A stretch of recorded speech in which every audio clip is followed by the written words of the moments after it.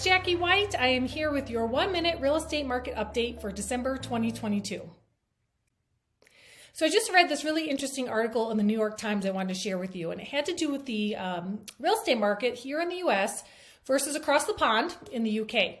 So in the United States, when folks buy a home and they get a mortgage, they're locked in for a 15 or 30-year period at the interest rate that they get the time they have the mortgage.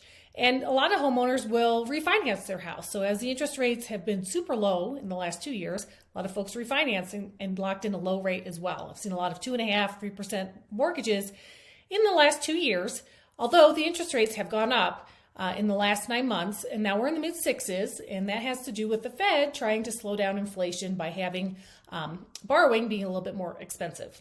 What's interesting is that folks are locked in at these really low rates, and I think in the next couple of years that's going to actually create an inventory issue, because you're going to have people that perhaps were planning on moving when the kids moved out of the house or downsizing at a point when they were retiring, but they're locked in at these really low interest rates and they're just going to be reluctant to move, and they might stay put longer than anticipated.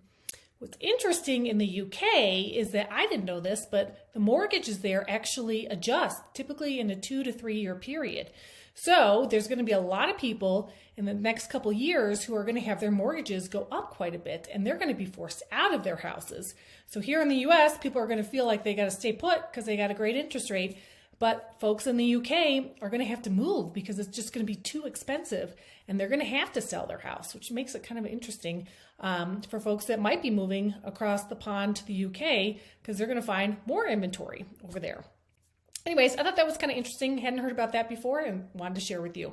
If you have any questions about real estate in Colorado, the US, or even across the pond, give me a call. I'm always happy to help. Hope you have a great day. Happy holidays.